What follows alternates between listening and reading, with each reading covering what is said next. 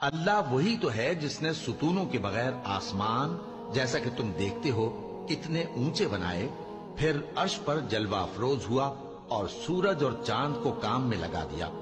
ہر ایک میعاد معین تک گردش کر رہا ہے، وہی دنیا کے کاموں کا انتظام کرتا ہے۔ اس طرح وہ اپنی آیتیں کھول کھول کر بیان کرتا ہے کہ تم اپنے پروردگار کے روبرو جانے کا یقین کرو۔ اور وہی ہے جس نے زمین کو پھیلایا اور اس میں پہاڑ اور دریا پیدا کیے اور ہر طرح کے میووں کی دو دو قسمیں بنائیں۔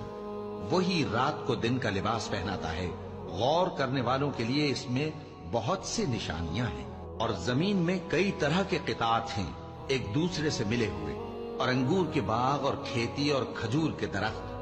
بعض کی بہت سی شاخیں ہیں اور بعض کی اتنی نہیں ہوتی، باوجود کہ پانی سب کو ایک ہی ملتا ہے۔